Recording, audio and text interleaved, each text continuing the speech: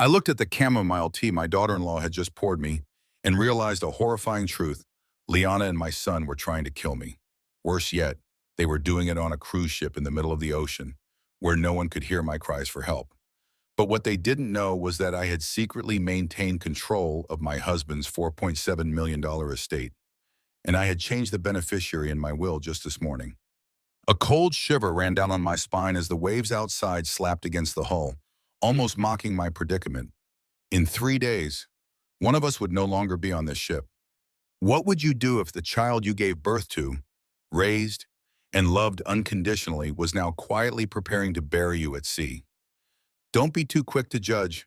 I once believed my son couldn't do this either, but I've learned that sometimes the people we love most are the ones who plunge the knife into our backs. I'm glad to have you here. Follow my story until the end and comment the city you're watching from. My name is Nancy Merritt. At 72, I'm not what most people expect. I own a small bookstore in Maryland that's been my sanctuary since my husband Richard passed away 8 years ago. I survived breast cancer a decade ago, rebuilt my life after Richard's sudden heart attack, and thought I'd weathered the worst life could throw at me. My relationship with my son, Darren, was once the pride of my life. We were inseparable until he met Liana 6 years ago. After that, everything changed. Phone calls became shorter, visits rarer, and eventually, silence settled between us like an unwelcome guest. But nothing hurt more than being kept from my granddaughter, Lizzie.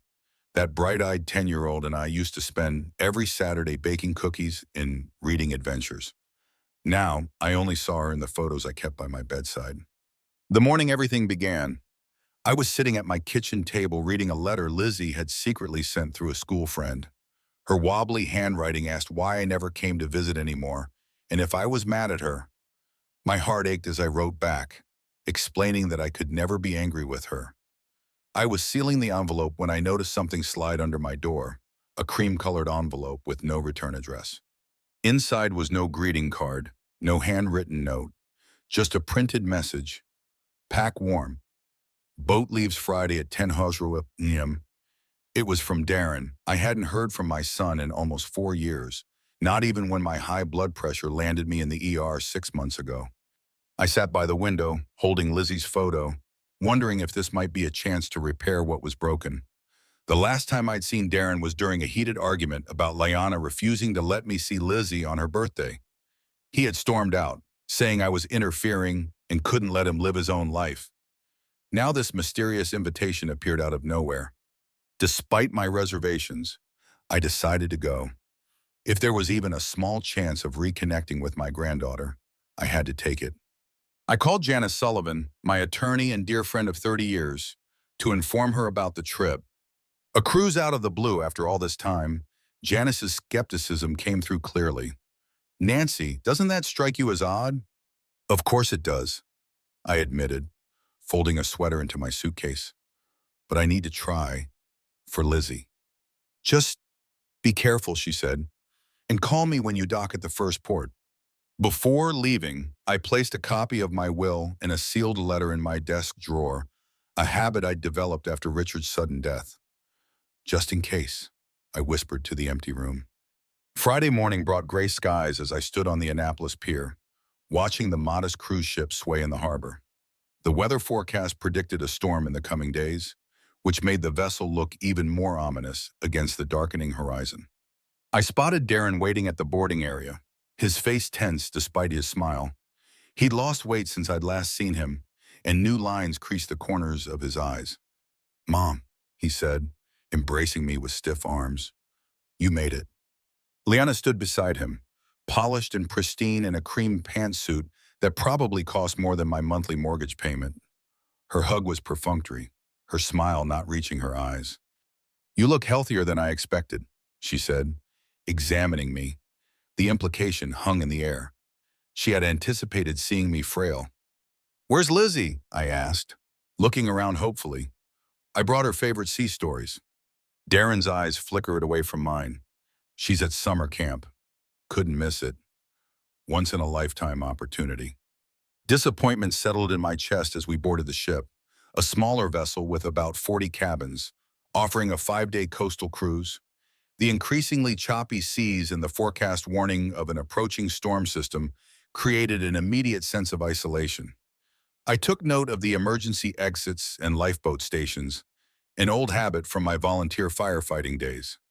The cabin they'd prepared for me was surprisingly thoughtful, with soft blankets, family photos, and a small bookshelf with my favorite titles. What caught my eye was a particular poetry collection I used to read to Lizzie, with a bookmark still in her favorite page. I touched it gently, wondering if my granddaughter had placed it there herself. That first evening, we dined in the main hall. Darren and Liana sat on either side of me like sentinels. Before I could request water, Liana had already poured me a cup of chamomile tea. Darren cut my salmon as if I were incapable of handling a knife. "How are things at the bookstore, Mom?" Darren asked, his fork pushing food around more than delivering it to his mouth. "Must be tiring running it all by yourself." "Actually, business is better than ever," I replied. "We've expanded the children's section and host community readings twice a week now." Liana tilted her head. "Have you considered selling? The real estate market is excellent right now." I noticed how Darren tensed slightly at her question. "No, I haven't. The store was Richard's dream, and now it's mine."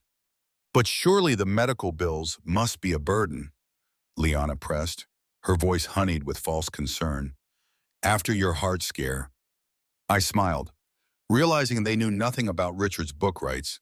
His historical novel had been adapted into a successful streaming series last year, providing a substantial income stream.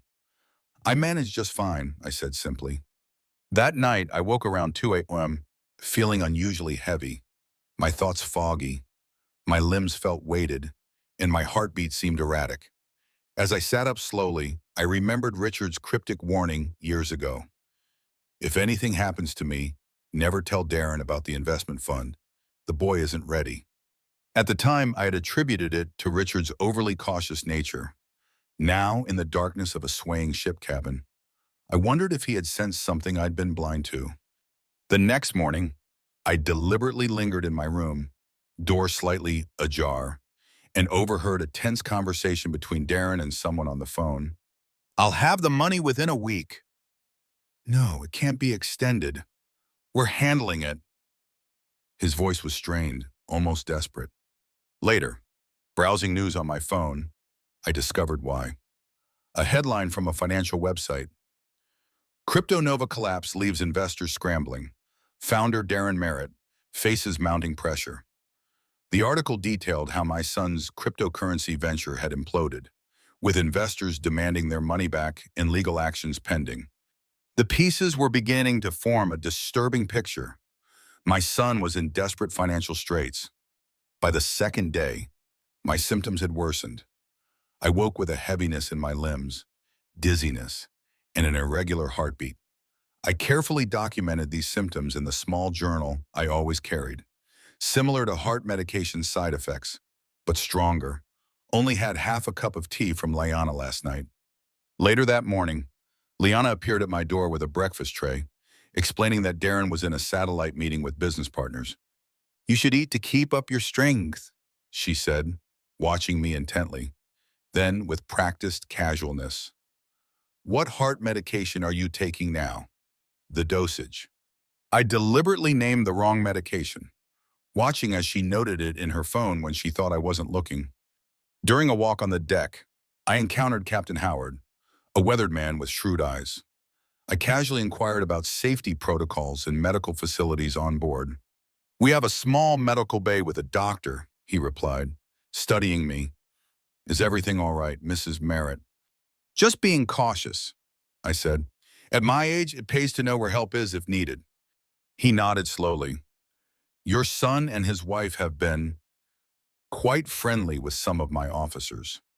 The way he emphasized friendly suggested money had changed hands. "Any particular reason you're asking about our medical facilities?"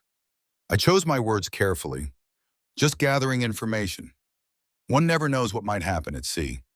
His eyes narrowed slightly before he excused himself. That evening in the dining room, I noticed a young waitress, perhaps 22, watching our table with unusual attention.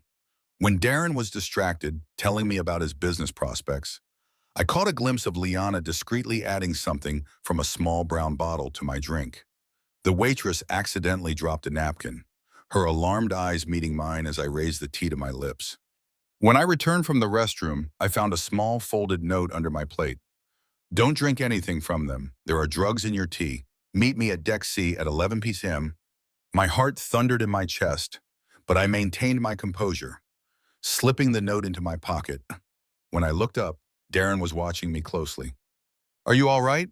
Mom, you look pale. Just a bit of seasickness, I lied. Liana immediately offered, let me make you my special ginger tea. It works wonders. Back in my cabin, I stared at the old family photo on the nightstand. I remembered Darren at 8 years old, promising to always protect me after I had nearly died in an accident. I'll never let anything bad happen to you, Mom. He had vowed, his small face serious and determined. Now I faced the impossible question. Was my son truly trying to kill me, or was he being manipulated by Liana? I needed to discover the truth before jumping to conclusions. Despite everything, I was still his mother, and I needed to know if my son had any conscience left. At 10:45 that night, I carefully made my way to Deck C. A light rain had started, the beginning of the approaching storm. The ship swayed more pronouncedly, waves slapping against the hull. Every shadow seemed threatening, and I had to duck into a service alcove when I spotted Darren walking past, his phone pressed to his ear, face tense. I found the young waitress waiting in a quiet corner near the lifeboats. Up close, I could see she was nervous, her hands fidgeting with her uniform cuff. Mrs. Merritt, she whispered. I'm Maris Johnson. We need to talk quickly. You're the one who left the note. I said, why are you helping me? Her eyes darkened. My grandmother died of natural heart failure 2 years ago. Later, we discovered her new husband had been putting medication in her food. She hesitated. Also, I'm Ashley's daughter. I stared at her in shock. Ashley had been my dear friend who passed away from cancer when her daughter was young. Ashley from the literacy program, I had no idea she had a daughter your age. Maris nodded. When I saw you on the ship, I recognized you immediately. Mom had so many photos of you in the bookstore. She always said you were the strongest woman she knew. She quickly explained about dioxin, a medication that could mimic heart failure symptoms. Difficult to detect in an autopsy. They've been increasing the dosage, letting it accumulate in your system. It would look like natural sudden death in someone your age. How do you know this? I asked. I'm in my final year of pharmacy school, she explained. And I've seen Liana talking privately with the ship's doctor. I think they've been paid off. Her voice dropped further. You need evidence, and you need to get off this ship as soon as possible. We developed a plan. Maris gave me a small recording device disguised as a button and a spare phone. We would gather evidence and contact Janice when the ship docked at the next port in 2 days. Pretend to get weaker, Maris advised. Let them think their plan is working. They'll get careless. The next morning, I deliberately slept in and overheard a conversation between Darren and Liana in the hallway outside. The loan sharks are threatening us, Darren was saying, his voice tight with stress. We need Mom's money this month. We can't wait any longer. I've increased the dosage, Liana replied coldly. It will look like a heart attack from stress and age. Darren's voice wavered. Isn't there another way? Maybe we just sell the bookstore.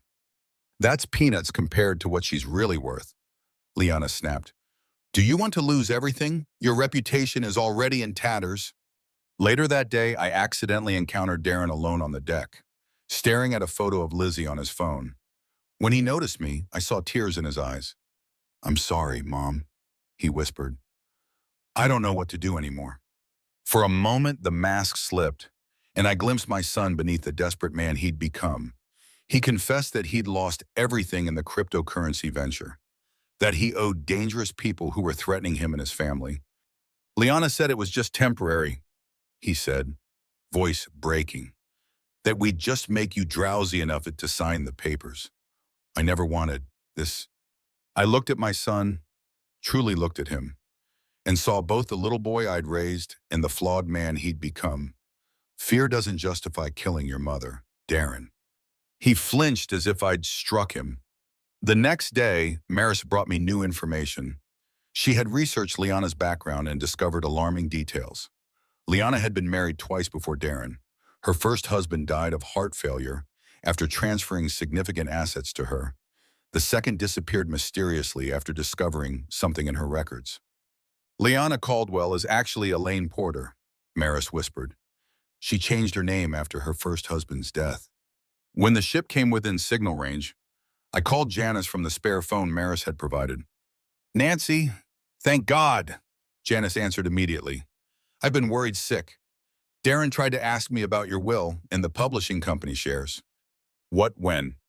"2 weeks ago, and someone has tried to access your bank accounts twice this month." My blood ran cold. "Janice, I need your help. I think they're trying to kill me."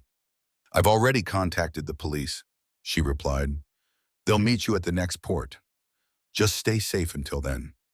When Darren and Liana were at dinner, I searched their cabin, finding a folder of documents about a new life insurance policy in my name with Darren as the beneficiary. There were also printouts about how to induce symptoms that would appear as natural heart failure. Most chilling was a text message on Liana's phone from an unknown number. "Everything must be finished before we dock. Don't let the old lady reach shore." That evening, I planted the recording device in the meeting room where Darren and Liana often spoke privately. It captured a damning conversation. "We need to increase the dosage," Liana insisted. "She's stronger than she looks." "We said we'd just make her sleep to sign the papers," Darren protested.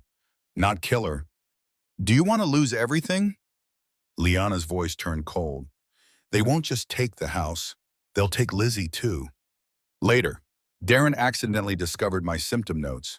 Panic-stricken, he searched for me. Finally realizing how Liana had manipulated him about the true plan, he found me on a deserted deck area, his face pale with shock. "You know everything, don't you?" I faced my son squarely. "Did you really think killing me was the only way out?" "I didn't know Liana was planning to." He trailed off, the horror of what he'd nearly been part of finally sinking in. "She said we'd just make you confused enough to sign over some assets." I never thought. Before we could continue, we heard footsteps approaching. Darren whispered urgently, "Be careful. Mom, Liana is dangerous. More dangerous than I realized." The next morning, Liana caught Maris speaking privately with me. Hours later, Maris was called to the staff office on accusations of theft.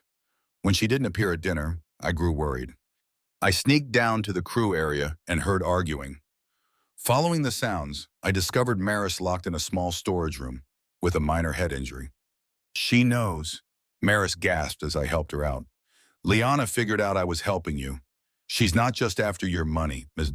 Merritt. This is a pattern she's repeated before." Maris revealed she had secretly copied security camera footage showing Liana tampering with my drinks. "We have enough to put her away, but we need to move quickly.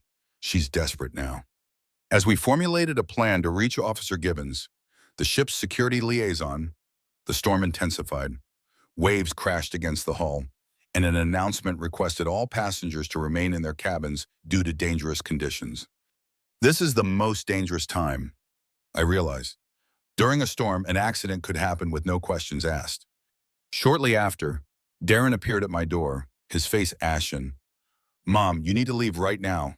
Liana has lost control." He confessed that Liana had hired someone from the loan sharks to solve the problem permanently. "I never knew who she really was," he admitted. "Even Lizzie is afraid of her. She wasn't at summer camp. Liana sent her away so she wouldn't be part of this cruise." Together with Maris, we developed a plan to approach Captain Howard. Darren seemed truly remorseful, willing to face the consequences of his actions. "I'll take responsibility for what I've done," he said firmly. "But first, we need to make sure you're safe." In a moment of reconciliation, I embraced my son. "We'll find another way to handle the debts," I promised. "There's always another solution." As we made our way to find Captain Howard, I received a text message supposedly from Maris asking to meet urgently. Something felt wrong. When I arrived at the meeting point, I discovered it was a trap set by Liana. She emerged from the shadows, her eyes cold. I underestimated you, Nancy. I thought you were just a harmless old lady. Liana brazenly admitted everything, confident that no one would believe a confused old woman over her. She revealed she'd planned my death since learning the true value of my assets. I remained calm. You're not the first person to underestimate me, and you won't be the first to pay the price for that mistake. Liana threatened to push me overboard during the storm. It would look like an accident. Another elderly passenger who lost balance in rough seas. As she moved toward me, Darren appeared with Captain Howard in the ship's security team. Liana's face registered shock when she learned our entire conversation had been recorded through the device I was wearing. She tried to blame Darren, but the evidence was overwhelming. Captain Howard informed us he had managed to contact shore authorities despite the storm. They'll be waiting at our next port. Liana was escorted to a temporary holding room, her threats and accusations echoing down the corridor. Captain Howard apologized profusely, explaining that he had initially been convinced by Darren that I was suffering from mental confusion. Mrs. Merritt, I'll ensure this is fully documented in my report, he promised, his weathered face solemn with regret. Ship security should have been more vigilant. Alone with Darren in my cabin, I watched my son crumble into the chair by the window, his head in his hands. The storm outside matched the turbulence in the room, lightning occasionally illuminating his anguished face. I've given my statement to security, he said finally, his voice hollow. I told them everything. I saw how I helped Liana plan to control your assets, but didn't know about the murder plot. He explained his desperate financial situation. The cryptocurrency venture had been his attempt to prove himself, to step out of Richard's successful shadow. When it collapsed, taking investors' money with it, the threats began. I was drowning, Mom, he whispered. But that's no excuse for what I did. I deserved to lose everything. I studied my son, the boy I'd raised, the man who had nearly become complicit in my death. Why didn't you come to me when things got bad? Pride, he admitted, unable to meet my eyes. I wanted to prove I could succeed without Dad's help or yours, and then it spiraled so quickly.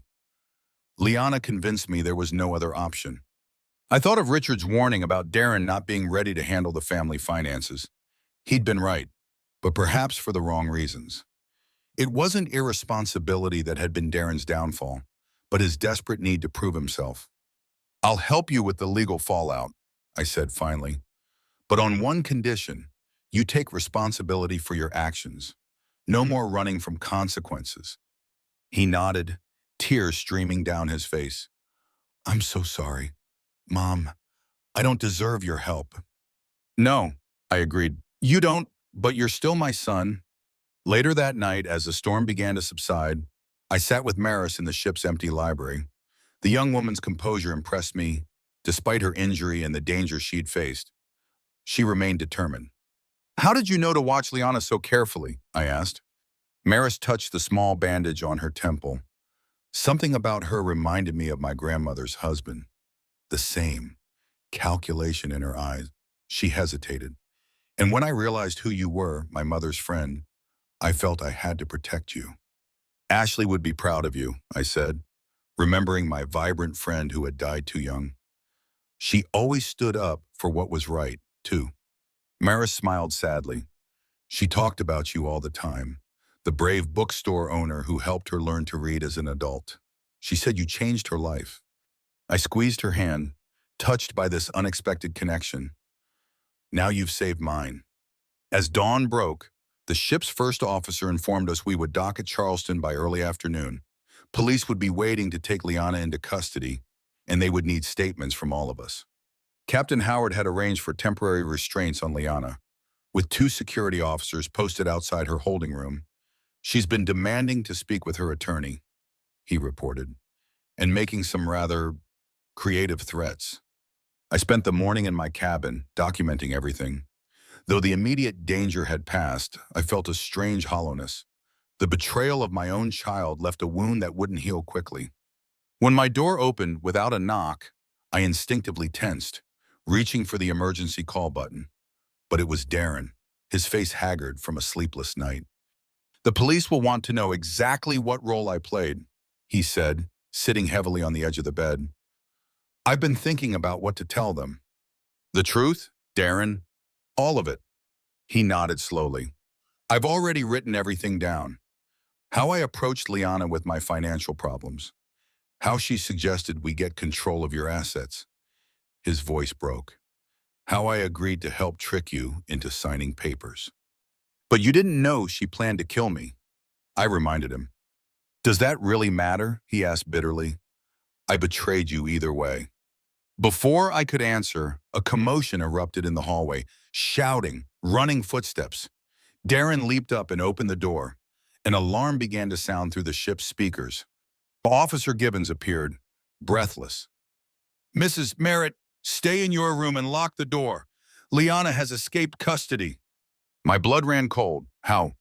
She claimed a medical emergency, then attacked the medical officer who came to check on her. She has his key card and possibly a scalpel from the medical kit. Darren's face drained of color. She'll come after my mother. We have security personnel searching the ship, Gibbons assured us, but it's a big vessel with many hiding places. Darren turned to me, determination replacing his earlier despair. I won't let her hurt you. Not now, not ever. With the ship on lockdown, passengers were ordered to remain in their cabins. Gibbons stationed an officer outside my door and left to join the search.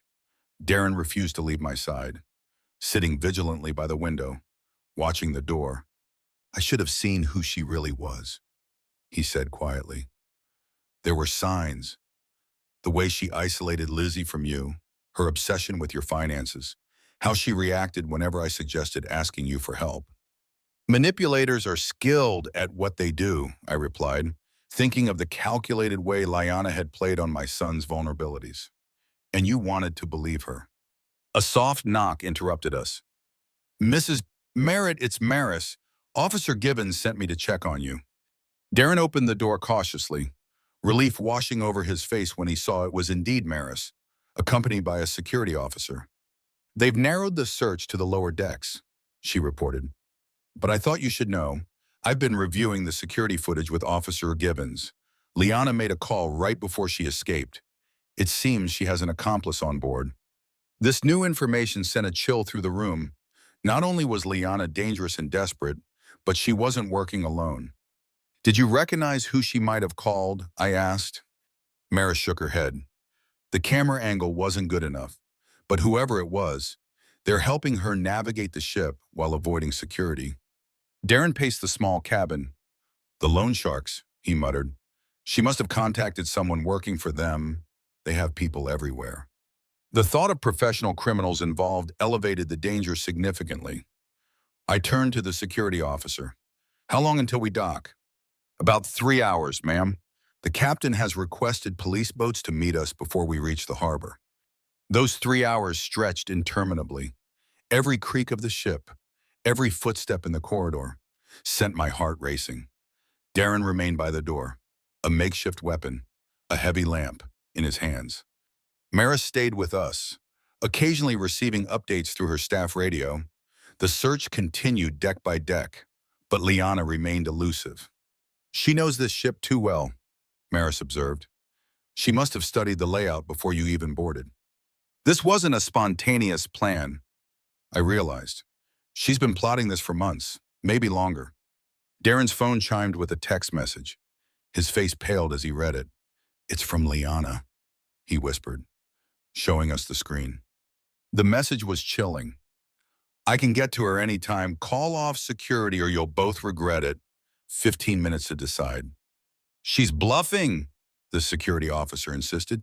She can't get past us. But something in Liana's confidence unsettled me. I thought about how meticulously she had planned everything else. Would she make a threat she couldn't fulfill? What if there's another way into this cabin? I wondered aloud, scanning the walls.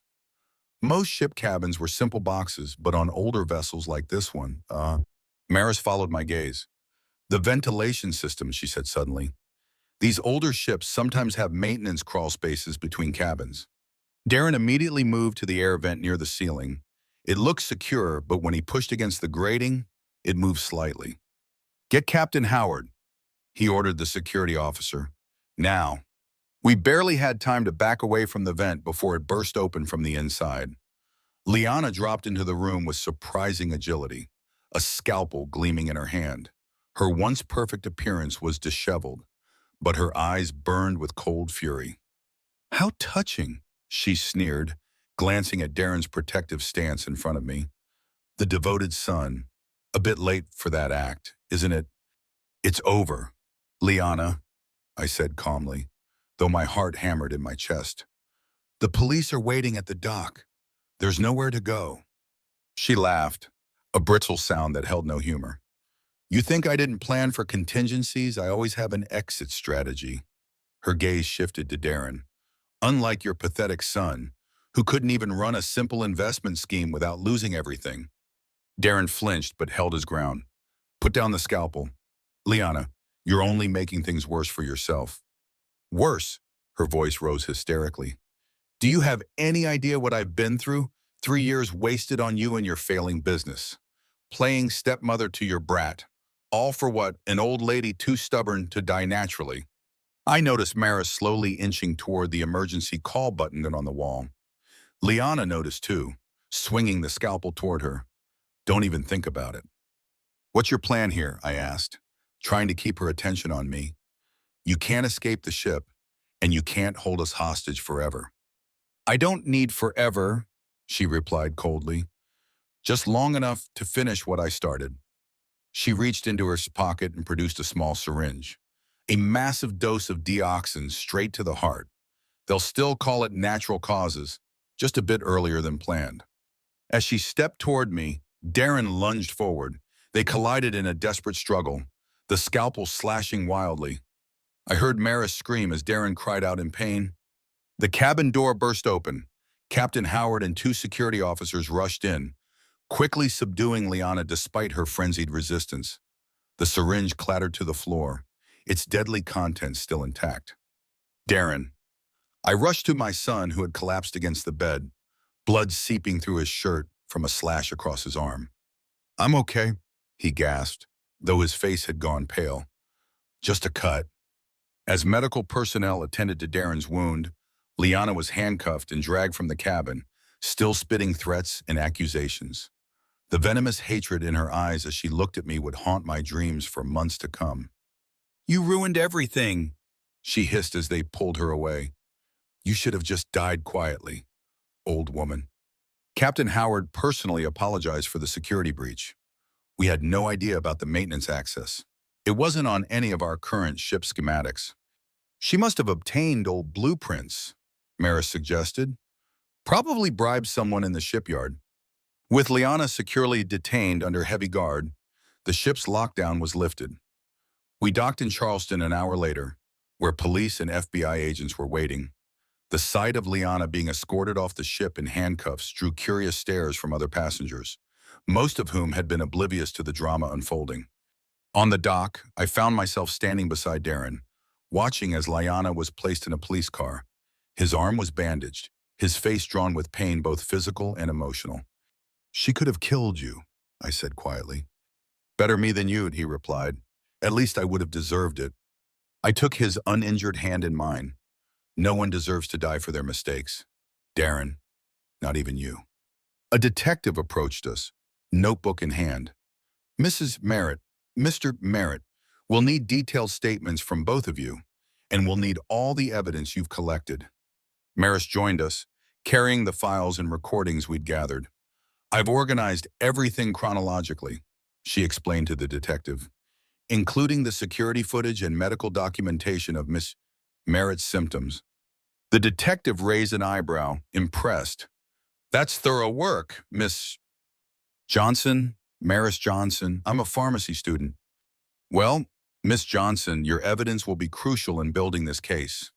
As we were led to separate police cars that would take us to the station for formal statements, I caught a glimpse of Liana in the back of a patrol car. Our eyes met briefly, and despite everything, I felt a strange pity. What kind of emptiness must exist in someone to make them capable of such calculated cruelty? At the police station, I recounted everything in painstaking detail, from the mysterious invitation to the final confrontation. The detectives were particularly interested in Liana's previous marriages and possible connection to other suspicious deaths. We've already contacted authorities in Florida about reopening the investigation into her first husband's death, one detective informed me, and we're trying to locate the second husband who disappeared. Hours later, exhausted and emotionally drained, I was escorted to a hotel where Janice was waiting for me. My dear friend wrapped me in a fierce hug. "Nancy, thank God you're all right," she whispered, her voice thick with emotion. "When I got your call, I feared the worst."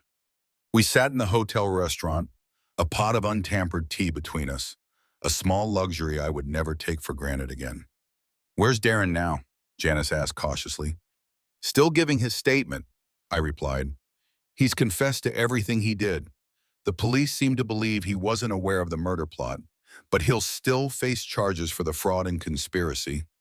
Janice studied my face. "And how do you feel about that?" I stared into my teacup, watching the leaves swirl, relieved that he still had enough conscience to try to save me in the end, heartbroken that it came to this, angry that he put me in danger. I looked up at her. "All of it. Janice, I feel all of it." "And Lizzie, have you spoken with her?" "Not yet. The police are locating her now. Apparently, Liana sent her to stay with an acquaintance, not summer camp." My voice broke slightly. My poor granddaughter must be so confused. Janice reached across the table to squeeze my hand. "One thing at a time. Nancy, you've survived something terrible. Give yourself permission to process that first." That night, alone in my hotel room, I stood by the window watching the harbor lights reflect on the water. The cruise ship that had nearly become my floating coffin was still docked, its cheerful exterior belying the darkness that had unfolded within. My phone rang. Darren, calling from the police station. "Mom," his voice was ragged with exhaustion. "They're keeping me overnight, but they're allowing me to make this call." "Are you all right?" I asked, surprising myself with the genuine concern I still felt. "No," he answered honestly, "but I will be. Eventually. I want you to know I'm going to plead guilty to whatever charges they bring. No deals, no excuses." I closed my eyes, a mix of pride and sorrow washing over me. That's the right thing to do. "And Mom, they found Lizzie? She's safe, staying with Liana's cousin in Virginia. They're bringing her to Child Protective Services tonight until you can collect her." My heart leaped. "They'll let me take her." "You're her closest relative with no criminal charges," he said, attempting a small joke that fell flat. "She should be with you." After we hung up, I sat on the edge of the bed, overwhelmed by the events of the past few days. I'd boarded that ship hoping to reconnect with my family. Instead, I'd uncovered a murder plot, nearly lost my life, and now faced the prospect of raising my 10-year-old granddaughter while her father faced criminal charges. Yet beneath the exhaustion and lingering fear, I felt something unexpected stirring, a quiet strength that had been forged in the crucible of betrayal and survival, the same resilience that had carried me through cancer, through Richard's death, through years of rebuilding a life on my own. Maris called next, checking on me despite her own ordeal. "The detectives want me to testify about what I witnessed," she said. "They think my pharmacy background makes me a credible expert witness on the dioxin." "You saved my life, Maris." I told her, "I don't know how to thank you properly." "My mother always said you were the one who saved her," she replied softly. "By teaching her to read, you gave her a future. Maybe this is how the universe balances things." That night, I dreamed of Richard. We were walking through our bookstore, shelving new arrivals as we had done thousands of times in real life. "You were right about Darren," I told him in the dream. "He wasn't ready for the responsibility." Dream Richard smiled sadly. "Being right brings me no joy, Nancy. But you were stronger than even I imagined." I woke with tears on my face, but a curious sense of peace in my heart. Whatever came next, I would face it with the same determination that had kept me alive on that ship. The morning brought a flurry of activity. Detectives arrived with more questions, particularly about Liana's background and previous marriages. They confirmed they were reopening the investigation into her first husband's death, and had located the second husband in Arizona, living under a different name out of fear. He claims she tried to poison him too, the detective told me, left as soon as he found medication hidden in her toiletry bag. By afternoon, I was escorted to the local Child Protective Services office. My heart pounded as I waited in a sterile conference room, rehearsing what to say to a granddaughter I hadn't seen in years. When the door opened, I barely recognized the tall, solemn-faced child who entered. Lizzie had grown so much, her once chubby cheeks now showing the first hints of the young woman she would become. Her eyes, Darren's eyes, were wary and confused. For a moment, we just stared at each other. Then she whispered, "Grandma," and the years of separation vanished. She flew into my arms, her small body shaking with sobs. "I missed you so much," she cried. "Liana said you didn't want to see me anymore. She said you were mad at us." I held her tight, my own tears flowing freely. "Never, sweetheart. I have missed you every single day." Gradually, Lizzie's story emerged. Liana had systematically isolated her, monitoring her calls and emails, telling her I was too busy or not feeling well whenever she asked to visit.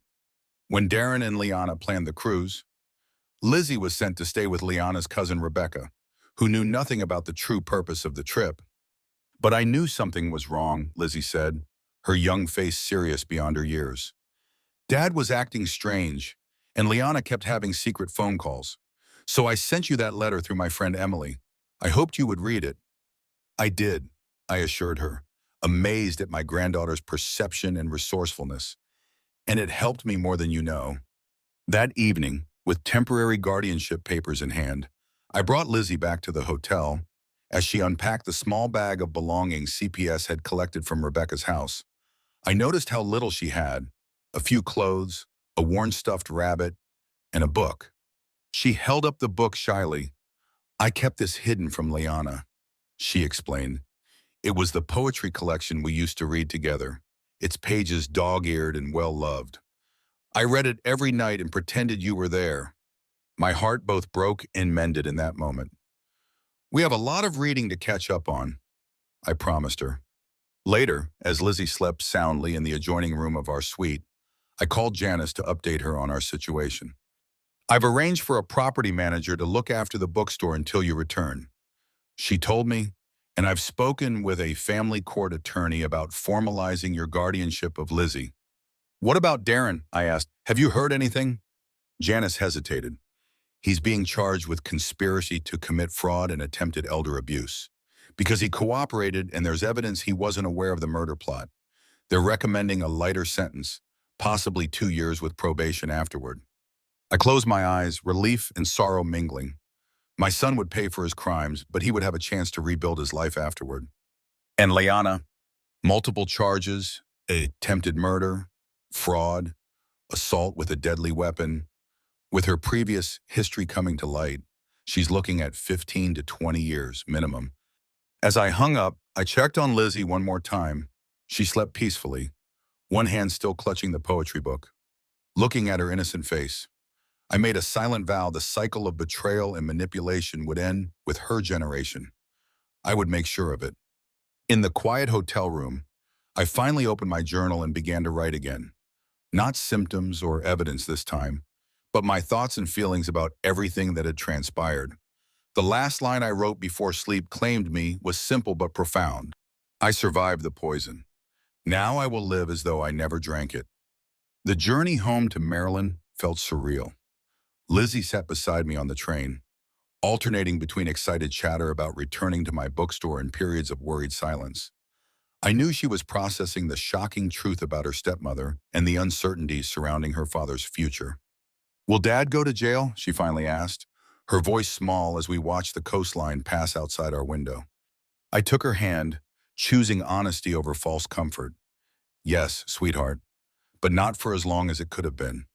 He made some very bad choices, but he's taking responsibility for them now." Her eyes filled with tears. "Was it my fault? Did I do something that made Liana hate us?" "Absolutely not," I said firmly, pulling her close. "Liana's actions had nothing to do with you. Some people just..."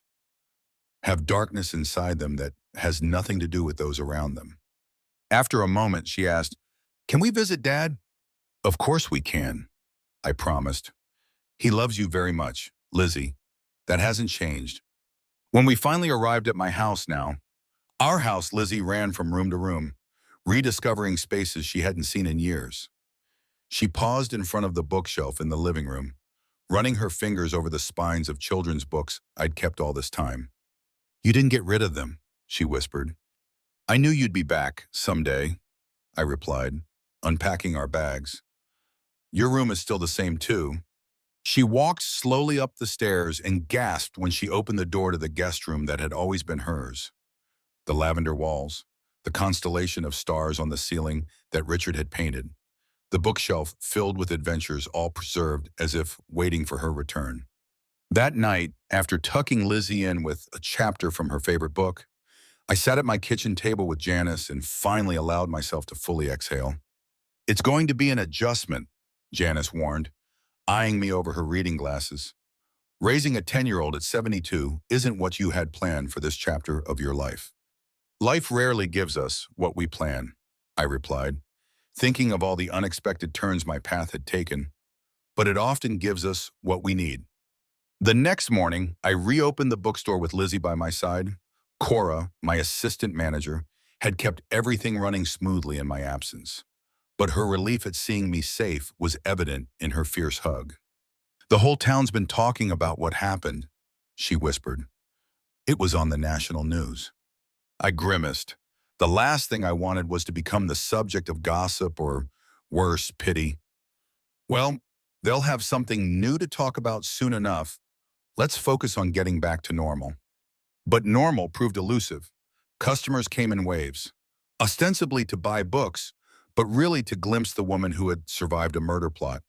They spoke in hushed tones, their eyes following me as I shelved new releases or helped Lizzie set up a children's reading corner. After a particularly trying day of whispers and not-so-subtle questions, I stood at the counter and addressed the half-dozen customers browsing our shelves. "Yes, something terrible happened," I said firmly. "My daughter-in-law tried to kill me for money. My son made grave mistakes, but standing here whispering about it doesn't help anyone, least of all my granddaughter who is trying to rebuild her life. So either buy a book or find another source of entertainment." The stunned silence that followed was broken by slow, deliberate applause from the back corner. Maris Johnson stepped forward, a wry smile on her face. "Couldn't have said it better myself," she remarked, placing a textbook on the counter. "Thought I'd stop by on my way back to school." After the chastened customers dispersed, Maris stayed to help Lizzie organize the new children's section. I watched them work together, struck by how naturally they connected.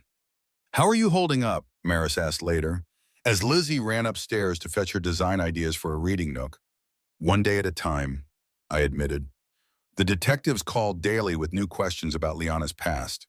Apparently, they've linked her to suspicious circumstances surrounding an elderly neighbor in Florida, too. Maris shook her head. "It's like she made a career of targeting vulnerable people. And I nearly became another statistic," I said quietly, "if you hadn't been there." "But I was," she replied simply. "Maybe that's what Mom arranged from wherever she is now." A week later, we visited Darren at the detention center where he awaited sentencing. Lizzie clutched my hand tightly as we were led through security, her eyes wide at the institutional surroundings. Darren looked diminished in his standard-issue jumpsuit, the confidence he'd once projected replaced by a subdued humility. When Lizzie ran to embrace him, he held her as if she might dissolve in his arms. "I'm so sorry, Pumpkin," he whispered into her hair. "I've made such a mess of everything." Over the next hour, Darren explained to Lizzie in age-appropriate terms what had happened and what would happen next. He didn't sugarcoat his crimes or shift blame. I watched my son with a mixture of heartbreak and tentative pride in this new accountability. "The prosecutor is recommending 2 years with probation after," he told me while Lizzie was distracted by a vending machine. "I'll plead guilty at the hearing next week." "Have you heard anything about Liana?" I asked. His expression darkened. "She's claiming I was the mastermind, that she was coerced. Nobody's buying it, especially with the evidence of her past." but she's still dangerous. Mom, don't underestimate her, even from behind bars. I never will again, I assured him. As we prepared to leave, Darren pulled me aside. Mom, about the debts, the loan sharks. I cut him off. Already handled. Janice and I paid them off. His eyes widened. But how it was, hundreds of thousands. Your father was smarter than either of us gave him credit for, I said simply.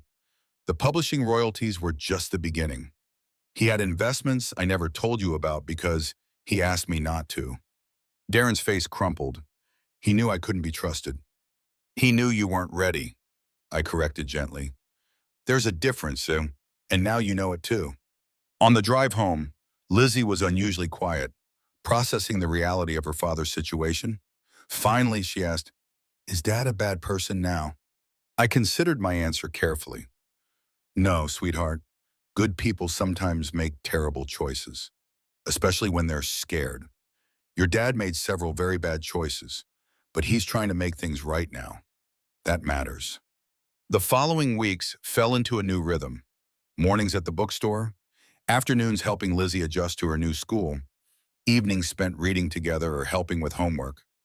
I found myself more energized than I'd been in years, the responsibility of raising Lizzie giving me purpose beyond my own comfortable routines. Darren's sentencing came a month after our return. The judge, taking into account his cooperation and genuine remorse, sentenced him to 18 months in a minimum security facility, followed by 3 years of probation and community service.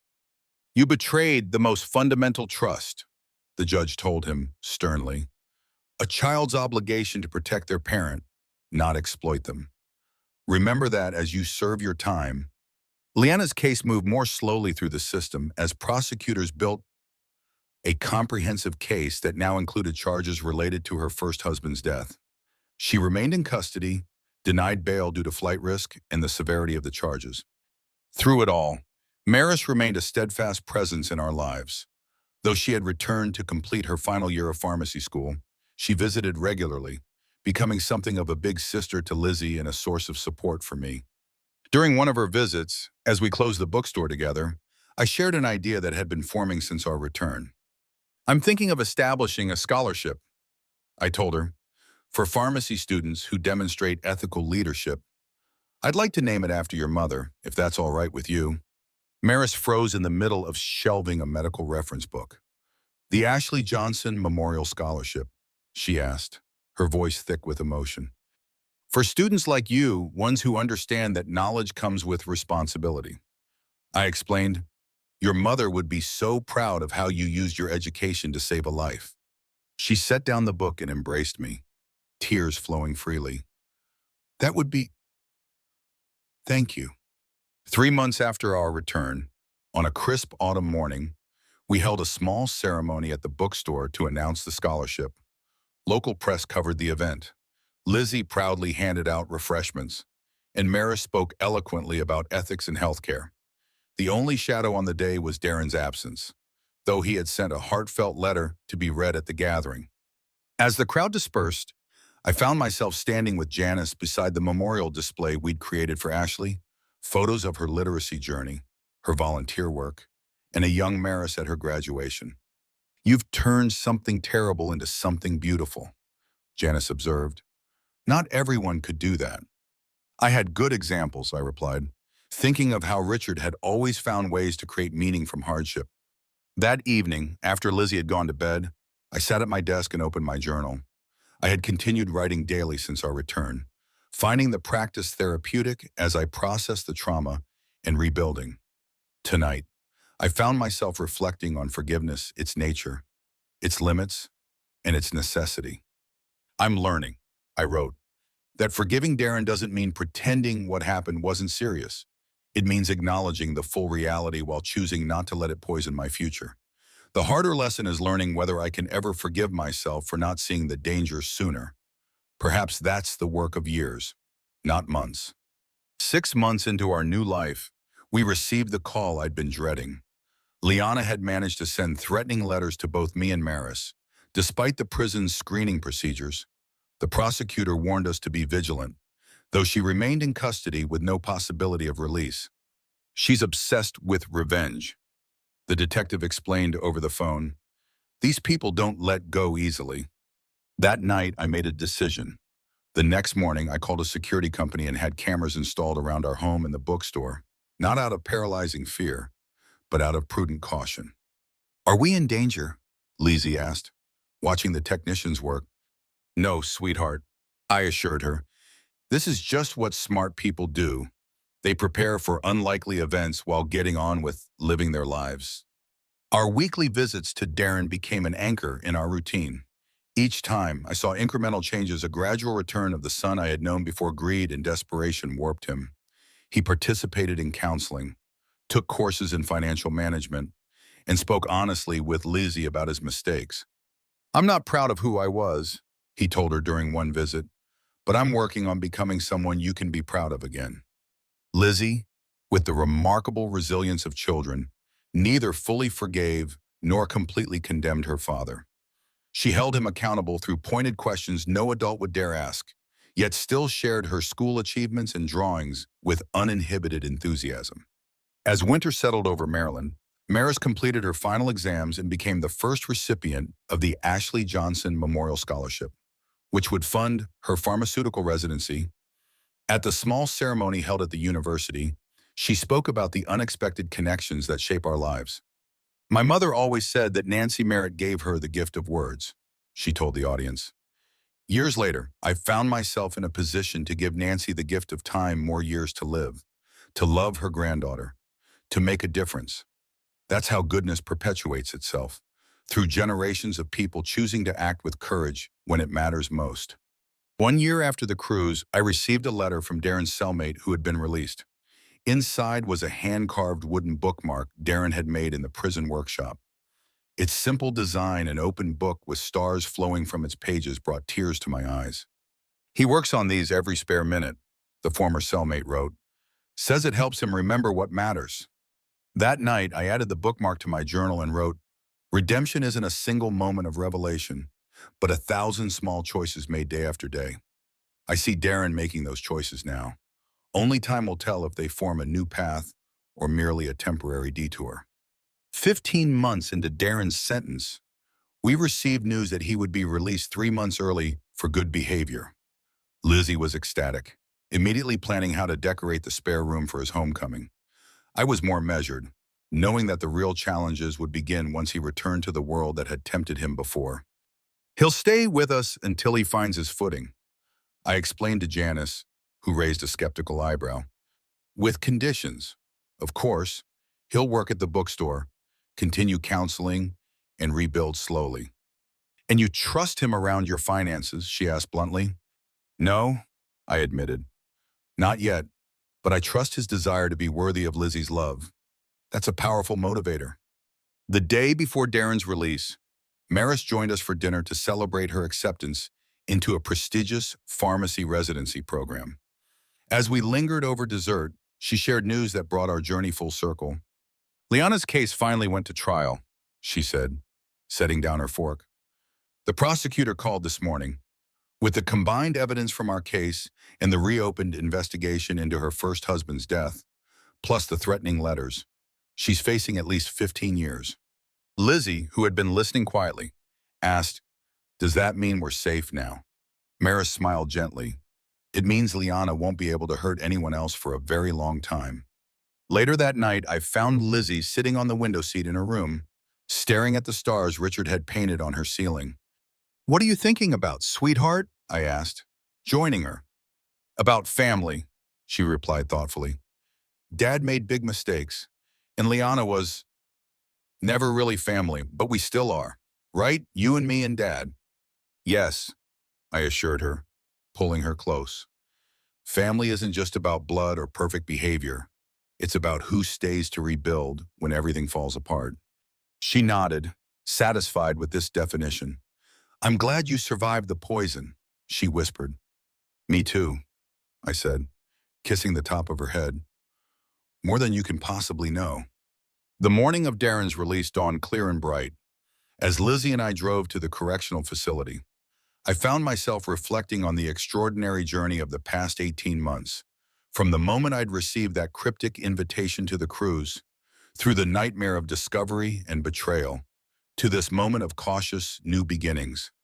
Darren emerged from the facility looking both older and somehow younger, the hardness that had characterized him during his desperate financial schemes replaced by a humbler demeanor. He embraced Lizzie first, holding her as if she were the most precious thing in the world, which, of course, she was. When he turned to me, his eyes were clear and direct. "Thank you for being here, Mom. For everything. We're family," I said simply. "Now let's go home." In the car, Darren was quiet, taking in the familiar landscapes with new appreciation. "I've thought a lot about what Dad used to say," he finally offered, "about how wealth isn't about what you have, but about what you give." I didn't understand then. "And now," I prompted. He looked at Lizzie, who had fallen asleep against his shoulder. Now I know he was right. I had everything that mattered and nearly threw it all away for numbers in an account. The adjustment wasn't seamless.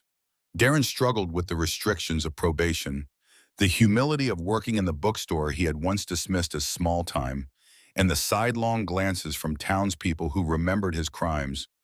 But he persevered, focusing on rebuilding trust one interaction at a time. 3 months after his release, we attended Liana's sentencing hearing together. It was the first time we had seen her since the arrest on the ship. She appeared in court, still beautiful but harder somehow, her eyes cold when they met mine across the courtroom. The judge's sentence was decisive: 18 years for the attempted murder, with additional years for fraud and the crimes connected to her first husband's death. As they led her away, she turned to look at Darren one last time. "You could have had everything," she said, her voice carrying in the quiet courtroom. Darren stood straight, his hand on Lizzie's shoulder. "I already do," he replied. Outside the courthouse, reporters waited with cameras and microphones. One thrust a recorder toward me. "Mrs. Merritt, how does it feel to know your daughter-in-law will spend the next 2 decades in prison?" I paused, considering my words carefully. Justice has been served, but there's no way in another human being's downfall. My focus now is on healing and moving forward with my family. As the 2-year anniversary of the cruise approached, the bookstore had evolved to include a popular children's reading nook designed by Lizzie, a scholarship program managed by Maris, and a growing section on elder safety and financial protection that I curated myself. Darren had proven himself a capable business manager, applying the skills he'd once used for self-serving ends to help the store prosper. One evening after closing, the 4 of us, Darren, Lizzie, Maris, and I, sat around the reading circle, sharing pizza and planning the store's future. "I've been thinking," Darren said hesitantly, "about expanding the scholarship program to include business ethics training, using my story as a cautionary tale." Maris nodded approvingly. "Personal testimonials are powerful teaching tools." "And maybe," Lizzie added, "we could start a book club just for grandparents and grandkids so other people can have what we have." I looked around at these 3 people who had become my unexpected second family: my son finding redemption, my granddaughter blossoming, and Maris, the young woman whose courage had made it all possible. "I think that sounds perfect," I said, my heart full. Later that night, alone in my study, I opened my journal to write one final entry about the cruise and its aftermath. The blank page waited, but instead of dwelling on the past, I found myself writing about the future. 2 years ago, I boarded a ship believing I was taking a journey toward reconciliation. I had no idea I was sailing into a nightmare that would nearly cost me my life. But from that darkness came unexpected light.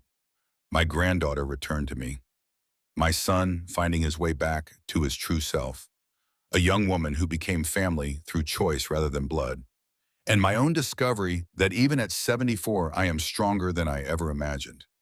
I've learned that age is not a weakness to be exploited, but a strength forged through decades of overcoming. I've learned that family can be both our greatest vulnerability and our most powerful support. Most importantly, I've learned that surviving isn't just about escaping death, it's about choosing how to live afterward. I survived the poison. Now I live as though I never drank it. The following Sunday, we hosted a special event at the bookstore, the launch of my small memoir titled Unsinkable, a grandmother's tale of survival and renewal. I hadn't written it for fame or profit, but as a resource for other older adults facing discrimination or exploitation. The shop was packed, not with gossip seekers this time, but with genuine supporters. Lizzie proudly handed out bookmarks. Darren managed the sales with newfound humility, and Maris introduced me to the crowd. 2 years ago, Nancy Merritt boarded a cruise ship and faced the unthinkable. She began. Today, she's not just a survivor, but a beacon for others. Her story reminds us that no one deserves to be treated as valueless simply because they've grown older. As I took my place at the podium, I looked out at the gathered faces, friends, customers, fellow seniors from my community, and felt a profound sense of purpose.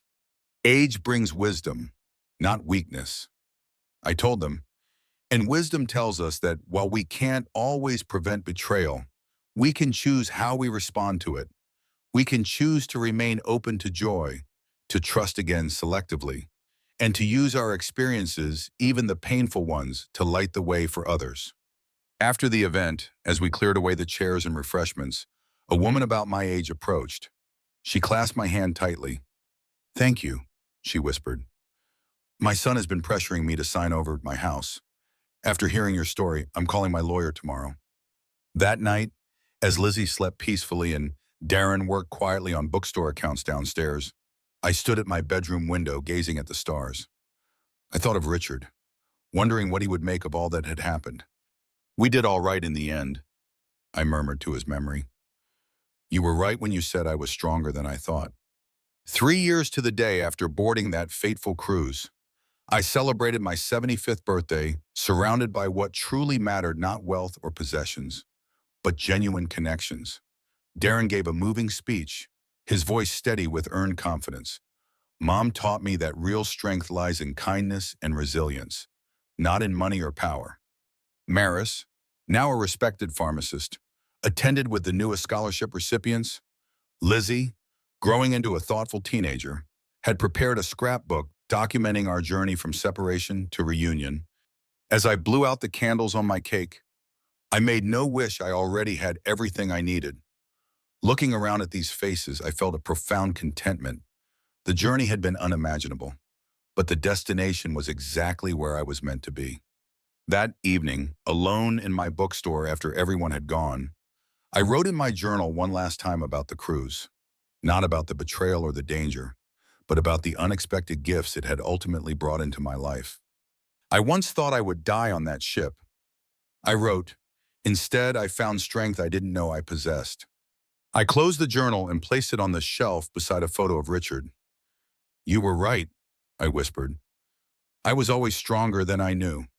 The next morning, I opened the store as usual, greeting customers with genuine warmth. A young mother with a toddler browsed the children's section Lizzie had designed. An elderly gentleman examined the financial protection resources I'd curated. A pharmacy student selected a medical reference book from the section Maris had organized. Standing behind the counter, I felt a quiet pride in this space we had created, not just a bookstore, but a sanctuary of knowledge, connection, and second chances.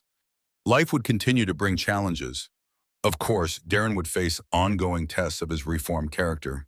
Lizzie would navigate adolescence with the complicated legacy of her father's mistakes and her stepmother's crimes. I would continue aging, with all that entailed. But I faced these realities without fear, knowing we had weathered the worst storm and emerged not unscathed, but undefeated. If you're watching this story, perhaps you too have felt undervalued or dismissed because of your age. Remember this. Your age doesn't define your worth. Your experience is strength, not burden. I survived the poison. Now I live as though I never drank it. Sometimes survival isn't about grand gestures, but about the small decisions we make each day. If this story touched something in you, I'd love to know. Share your thoughts in the comments. And if you've ever chosen silence over chaos or walked away from something heavy, this space is for you too. You are seen here. Seen. You are not forgotten.